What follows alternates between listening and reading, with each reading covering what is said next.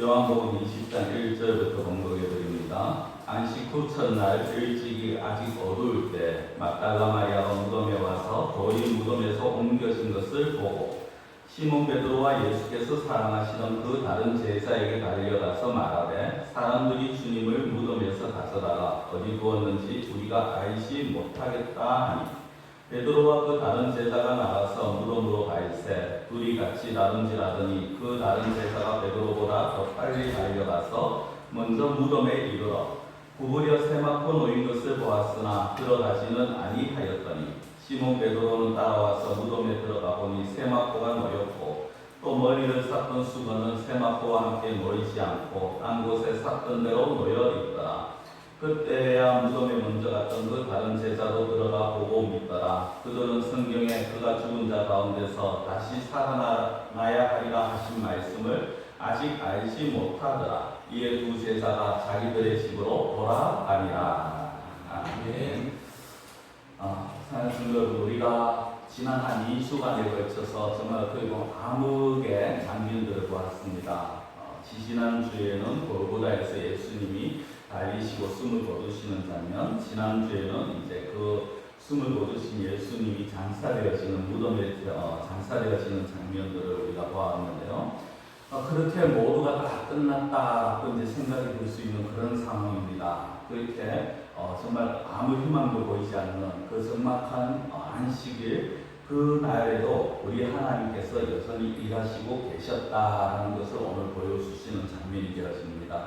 오늘 본문은 잘 아시다시피 그리고 1절에 있는 것처럼 안식 후 첫날입니다. 안식일이 지난 다음날 새벽이 되었습니다.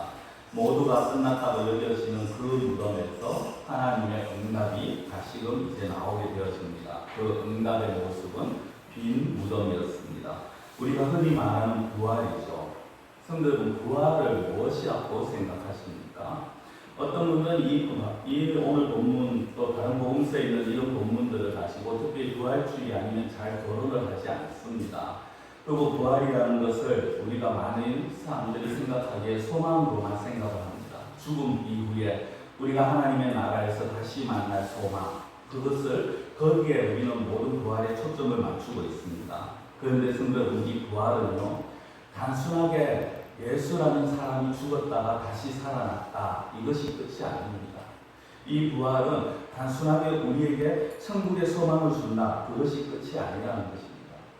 이 부활 사건은요, 이미 만세전에 하나님께서 작정하시고, 그리고 이 사건이 일어나기 1000년도 이전부터 하나님께서 예언을 하시고 미리 예고를 하신 거죠. 그리고 하나님의 때에 하나님께서 십자가에서 다 이루신 그 모든 일에 대해서 이제 하나님 아버지께서 응답하시는 자리가 바로 부활의 자리인 것입니다. 그래서 우리는 이 부활에 많은 사람들이 부활절 본문을 가지고 던지는 질문이 있죠. 이 부활은 내 인생에 무엇을 가져다 줍니까? 이 부활은 내 인생에 무엇을 가져다 줍니까? 그런데 우리는 그것보다 먼저 던져야 될 질문이 있습니다. 그것은 무엇이냐면 이 부활의 아침에 우리 하나님께서는 무엇을 하셨는가 하는 것입니다. 제가 혹시 느끼셨는지 모르겠는데 지지난주부터 본격적으로 제가 지금 성도님들에게 강조를 하는 게 있습니다. 그게 무엇이냐면 우리가 무엇을 해야 되는가라기보다는요, 이 사건을 통해서, 이 상황을 통해서 하나님은 무엇을 하시고 계시는가를 우리가 계속해서 보기를 원하는 것입니다. 제가 이렇게 말씀을 드리는 이유는요, 내가 무엇을 해야 된다라고 말씀을 드리고 우리가 그렇지 내가 이걸 해야 된다라고 해서 거기에 매달리게 되면 율법주의가 되어집니다. 그리고 그렇게 해서 못하게 되면 나는 역시 안 돼라는 패배주의에 사로잡힐 수가 있습니다. 그런데 성경은요, 우리에게 무엇을 하라고 하기보다는 그 이전에 앞서서 하나님이 무엇을 하셨는가를 말씀을 하고 있습니다. 오늘 본문도 그런 맥락에서 우리가 좀 봐야 됩니다. 하나님께서 이 부활의 아침에 무엇을 행하고 계셨는가? 자, 우리가 제일 먼저 볼 수 있는 것은요, 하나님의 응답입니다. 그 응답은 어떻게 나타났습니까? 앞서 말씀드린 것처럼 빈 무덤으로 응답을 하셨다는 것입니다. 오늘 본문 1절에 이렇게 나옵니다. 안식 후 첫날 일찍이 아직 어두울 때 막달라 마리아가 무덤에 와서 돌이 무덤에서 옮겨진 것을 보고, 돌이 무덤에서 옮겨진 것을 봤어요. 이게 이 마리아의 눈에 제일 먼저 뜨였습니다. 돌이 옮겨졌다. 성경은 이 돌은요, 오늘날처럼 우리나라처럼 그런 무덤이 아니라 큰 굴을 가로막고 있는 바위입니다. 남자 장자 한 그리 옮긴다고 해서 그게 쉽게 옮겨질 수 있는 그런 돌이 아니에요. 어떤 사람들은 이 제자들이 와서 이 돌문을 옮기고 시체를 꺼내갔다고 하지만 그렇게 쉽게 할 수 있는 게 아닙니다. 더군다나 그 앞에는 군인들이 지키고 있는 상황에서 이게 사람이 옮길 수 있는 상황도 아니고 현실도 되지 않는다는 거죠. 그런데 그 무거운 돌이요, 오늘 보면은 옮겨진 것을 보았다고 합니다. 이미 마리아가 도착했을 때는 그 돌이 옮겨졌다는 거예요. 그걸 누가 옮겼느냐? 누가 옮겼을까? 마리아가 도착했을 때 봤으니까 마리아가 옮긴 게 아닙니다. 마리아가 가서 이제 마태와 요한을 데리고 오니까, 베드로와 요한을 데리고 오니까 베드로나 요한을 옮긴 것도 아니에요. 이거를 가지고 마태복음에서는요, 아주 상세하게 기록을 하는데 어떻게 얘기하느냐면 주의 사자가 하늘에서 내려와 그 돌을 굴려놓았다라고 말합니다. 즉, 이 무덤의 문을 연 것은 무엇이냐? 하나님이시고 하나님의 사자가 그 심부름을, 그 역할을 했다라는 것이죠. 우리 하나님의 손길이 이미 무덤 입구에서부터 일하고 계셨다라는 거예요. 자, 그러면 그 무덤 안에 보면요, 어떤 모습이 되어졌느냐? 6절과 7절입니다.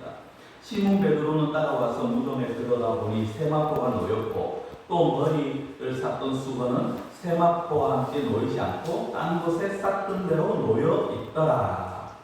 성경은 이게 별거 아닌 것처럼 보일 수 있는 말인데요, 아주 상세하게 세밀하게 기록이 되어진 겁니다. 어떻게 되었습니까? 시신을 감쌌던 그 세마포는 다 놓여졌어요. 그리고 그 머리를 쌌던 수건이 따로 있는데 세마포하고 같이 있는 게 아니라 한 곳에 따로 놓여 있었습니다. 딴 곳에 쌌던 대로 놓여 있다.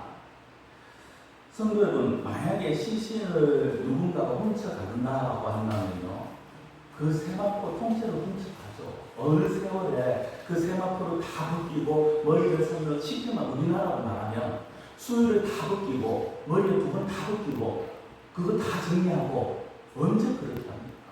훔쳐갈 것 같으면요, 통째로 훔쳐가든지 벗겨서는 대충 내버려 두고 훔쳐갑니다. 그러니까 이건 무엇을 말하는 겁니까? 훔쳐가는 게 아니라 시체가 누군가가 훔쳐가는 게 아니라는 거죠. 달리 말하면 이 부활 빈무덤의 사건은요, 사람이 손으로 만들어낸 사건이 아니에요. 하나님께서 하신 일이고 내가 했다라고 하나님께서 확인하시고 선언하신 장면이 바로 이 6절 7절입니다. 세마포가 놓여있고 수건을 따로 놓여있는 이 모습이다. 하나님께서 직접 자기 아들을 살리시고 그 흔적까지 그대로 보여주시는 것입니다. 그런데 이렇게 보여지는 이 상황 속에서 우리는 오늘날 제가 이렇게 말씀을 드리고 또 많은 어떤 과학적으로 증명이 된 것들 통해서 그렇다라고 말을 할 수 있는데, 이 당시의 제자들이나 마리아는 그렇지 못했는 것 같아요. 너무 가슴 아픈 장면이 나옵니다. 자, 9절에 보면요, 이렇게 나와요. 그들은 성경에 그가 죽은 자 가운데서 다시 살아나야 하리라 하신 말씀을 아직 알지 못하더라. 근데 이 앞에 보면요, 어떻게 됐냐면 베드로가 무덤에 들어가서 보았고요, 베드로 후에 요한도 그렇게 같이 들어가서 봤습니다. 빈무덤을 봤어요. 그리고 보고 또 가시는 노인 세마포도 봤어요. 두 눈으로 자기를 직접 봤습니다. 그런데 결국 그것이 무엇이 뜻하는지 그들을 깨닫지를 못해요. 오늘 9절 말씀처럼 다시 살아나리라 하신 말씀을 아직 알지 못하였기 때문에 그들은 직접 눈으로 보고도 그걸 깨닫지 못하고 그냥 돌아갑니다. 성경은 부활의 증거가 앞에 있는데, 눈앞에 들어있는데 왜 이들이 깨닫지 못합니까? 말씀이 마음 안에 없기 때문에. 말씀이 마음에 없으니까 그 사건을 보고도 깨닫지 못하고 하나님이 보인 그 증거가 보이지 않는 것입니다. 그런데 성경은 내가 안 믿는다고 해서 베드로와 요한이 그 장면을 보고 깨닫지 못하고 있다고 해서 그 부활이 가짜가 되고 어떤 것이 되어집니까? 아니죠. 부활은 이미 이루어진 사건입니다. 제자들이 깨닫던 깨닫지 못했던 그 무덤은 이미 비어있는 사람이고요. 부활은 그 사람의 어떻게 보면 사람이 깨달음을 기다리는 시간이 아니라, 너희들이 이걸 알아야 된다고 기다리는 시간이 아니라 우리 아버지께서 이미 행하신 일이라는 겁니다. 그런데 성경은 이 부활이요, 단순히 죽음에 관련해서만 그럴까요? 우리의 삶 가운데에서 보면은 어떤 면에서는 정말 고통과 죽음과 같은 그런 삶을, 그런 시간들을 보내고 있을 때가 있지 않습니까? 우리가 때로는 내가 감당하기 너무 힘든 그런 삶을 살아갈 때도 있습니다. 그 마음의 아픔을 가지고 있을 때도 있어요. 그런데 그 상황에서요, 우리가 하나님의 말씀이 우리 안에 없다면 우리는 이 제자들과 같은 모습을 보인다는 것입니다. 무슨 말씀이냐면, 내가 하나님께서 나에게 주시는 말씀, 약속의 말씀, 위로의 말씀, 언약의 말씀들을 내가 붙들지 아니하고 내가 그것을 알지 아니하면 아무리 하나님께서 지금 우리의 삶 가운데서 역사하셔도 우리가 그걸 깨닫지 못한다. 그래서 제가 말씀을 강조합니다. 그래서 우리가 말씀을 보아야 된다. 이제 이 부활의 아침에 일하시는 하나님의 두 번째 모습은요, 우는 자 이름을 친히 불러주십니다. 제자들이 다 집으로 갔어요. 이들이 알지 못하고 깨닫지 못하고 이제 자기들의 집으로 10절에 있는 말씀처럼 돌아갑니다. 그리고 마리아가 무덤 밖에 서서 울고 있습니다. 그런데 이때 한 가지의 모습이 보여야 돼요. 자, 11절을 다시 보시면요, 마리아는 무덤 밖에 서서 울고 있더니 울면서 구부려 무덤 안을 들여다 보니라고만. 마리아가 지금 울고 있어요. 왜 울고 있습니까? 마리아가 우는 이유가 뭡니까? 마리아가 우는 이유는요, 지금 이 예수님이 부활했다라는, 자기가 그렇게 따르는 그 선생이 부활했다는 것을 깨닫지 못했어요. 알지 못했습니다. 그에게 있어서, 마리아에게 있어서 빈 무덤은요, 어떻게 보면은 내가 사랑하는 스승이, 내가 사랑하는 선생님이 그 시체마저도 지금 어떻게 사라졌구나, 이 시체마저도 훼손됐구나 라는 그런 어떤 하나의 슬픔일 뿐입니다. 그 슬픔이 얼마나 깊었는지 그 뒤에 보면요, 두 천사가 와서 말을 거는데 깨닫지 못합니다. 알지도 못하죠. 부활하신 주님이 바로 곁에 서 계시는데도 그걸 알아보지도 못해요. 오히려 15절에 보면요, 그 부활하신 주님을 그 동산을 지키는, 무덤을 지키는 동산지기로 오해합니다. 여러분, 이게 마리아의 모습이 아니라 우리의 실상입니다. 여러분들 극심한 슬픔에 잠겨 계시면요, 잠겨보면, 극심한 고통에 잠기게 되면요, 그 옆에 계시는 주님도 알아보지 못할 때가 많다. 내 마음의 슬픔이, 내 마음의 고통과 괴로움이 너무 크면요, 옆에 주님이 계셨는데도 그를 알아보지 못해요. 내가 알아보지 못한다고 해서, 그러면 우리 주님이 그냥 네가 나를 못 알아보냐, 내가 네 옆에 있는데 네 옆에 어떻게 나를 못 알아보냐, 너 서운하다, 이렇게 말씀하시는 분이 아니에요. 그때 주님이 하신 모습이 뭡니까? 마리아를 깨닫게 하시죠. 마리아의 가슴을 깨우는 한마디의 소리, 그 한마디를 주님이 들려주십니다. 그게 16절입니다. 예수께서 마리아야 하시거늘 마리아가 돌이켜 히브리 말로 라보니라는, 이는 선생님이라는 마리아. 성도 여러분, 마리아야라는 이 한마디, 제가 청소년 중학교 1학년 때, 제 기억에 중학교 1학년으로 기억합니다. 교회를 다녔을 때 성탄절이 되면, 예전에는 그랬잖아요. 한 40년 전 아닙니까 지금보다. 연극을 항상 성탄절 때 된대요. 그런데 그 연극을 하면요, 제일 많이 나오는 장면 중에, 이제 보통은 예수님의 성탄이고 또 어떤 경우에는 이제 부활인데, 그럼 그때 부활했었던 이제 쭉 다루었는데, 그 감독하시고 연출하시는 선생님이 제일 많이 지적하는 부분이 이 부분이었어요. 마리아야. 예수님으로 역할을 맡은 사람이 마리아야 하는데, 이것을 감정이 그게 아니야, 야 그렇게 하면 안 돼, 톤은 어떻게 해야 돼, 굉장히 막 까다롭게 하셨어요. 근데 시간이 지나서 보니까 그 마리아야라는 그 음성은요, 그냥 단순한 부르는 그런 소리가 아닙니다. 슬픔에 잠겨있는 마리아에게 힘을 주시는 말씀, 목소리였고요. 그 마리아를, 그 정신없는 마리아를 일깨우는 그런 말씀이었고, 그러면서 다그치거나 아니면 호통치는 소리가 아니라 부드럽게 불러주시는 그 음성이었죠. 마리아야. 그 한마디에 마리아를 짓누르던 모든 슬픔이 일순간에 사라지게 되었습니다. 여러분, 마리아가 주님의 이름을 불러서 주님을 알아보았다? 아니요. 성도 여러분, 순서를 정확하게 하셔야 돼요. 마리아가 주님을 먼저 알아본 것이 아닙니다. 마리아는 슬픔에 잠겨있는 상태에서 주님이 주님인 줄도 몰랐어요. 예수님인 줄도 몰랐습니다. 그 마리아에게 예수님이 먼저 불러주신 거예요.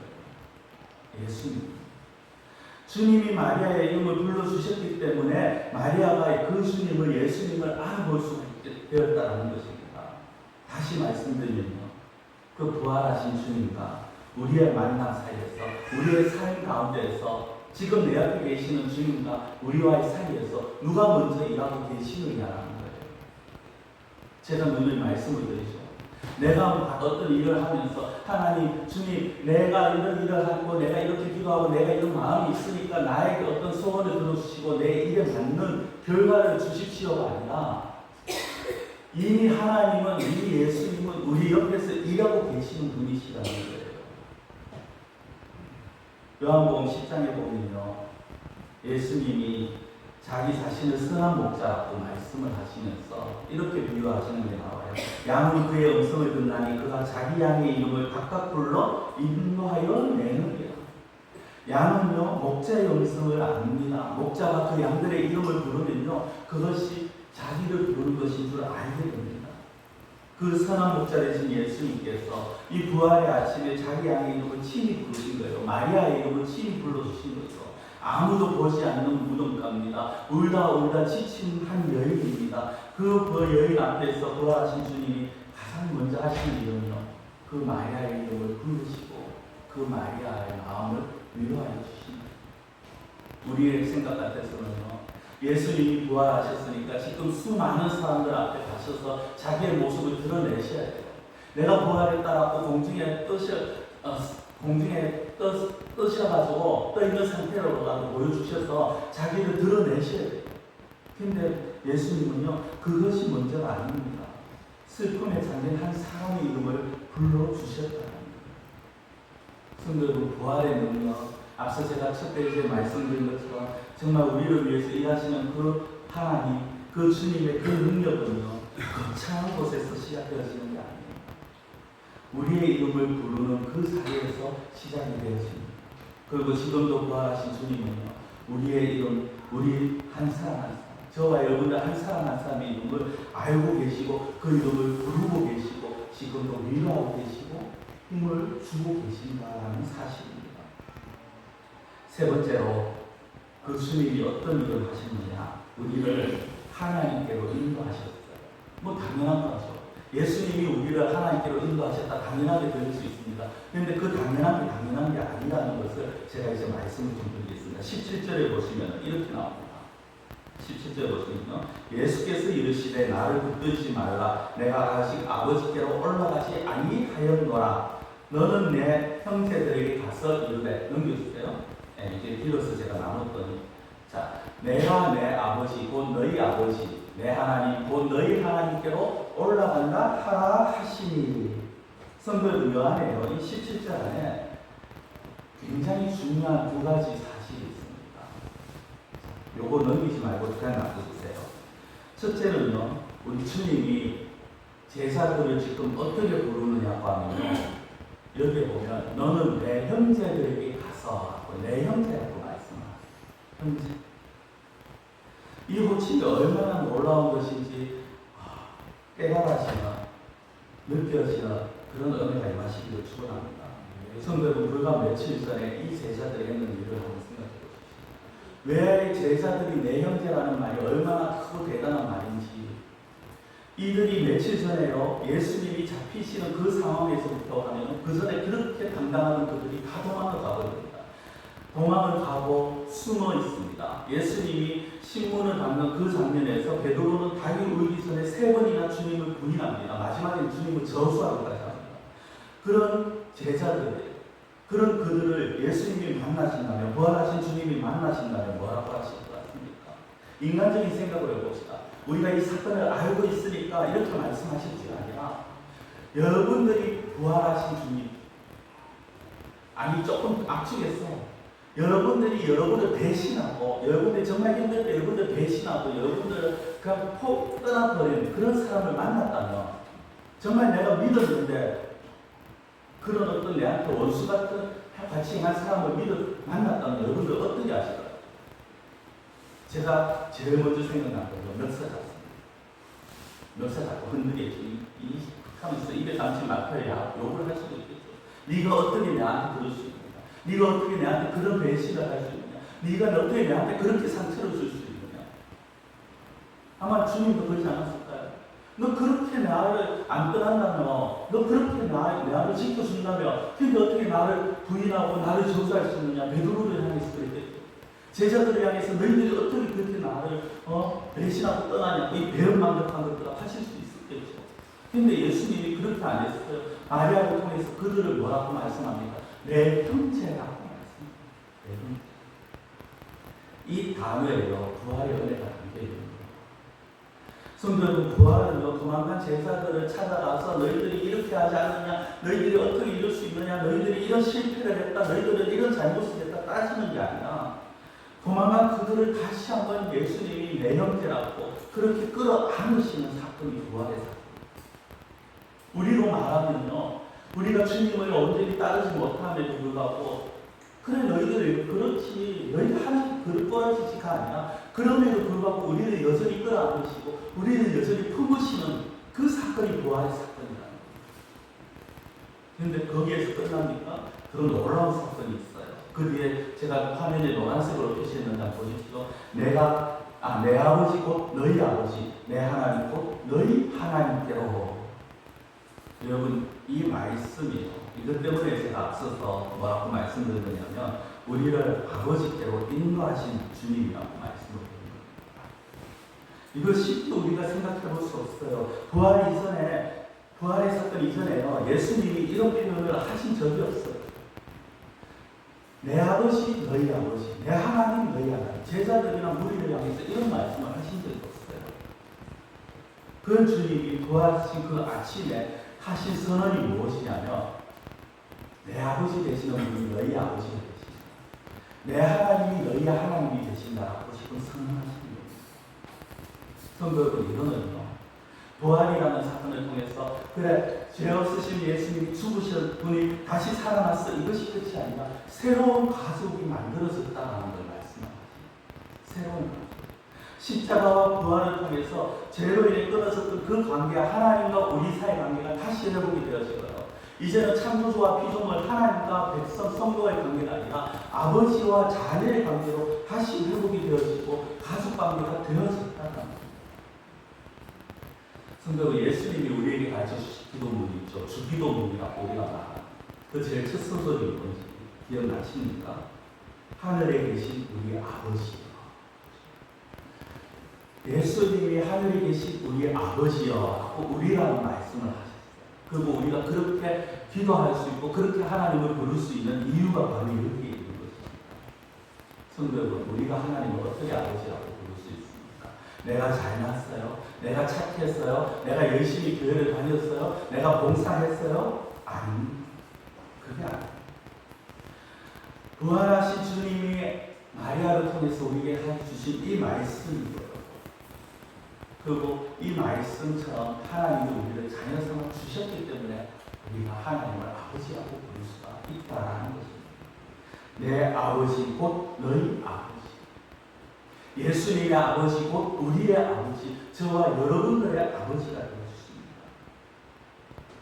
그렇기 때문에 우리가 우리의 인생의 모든 문제를 가지고 그 아버지께로 갈 수가 있는 거예요. 그냥 단순하게 하나님이다 신이다가 아니라 나를 지금도 생각하시고 지금도 나보다 먼저 일하고 계시고 지금도 나를 위해서 찾아오셔서 나를 부르고 계시고 나를 품어주시기 원하시는 그 하나님이 우리의 아버지가 되시기 때문에 우리가 가지고 있는 모든 문제를 그 아버지 앞에 우리가 내려놓을 수가 있고 맡길 수가 있다는 것입니다. 말씀을 맺겠습니다.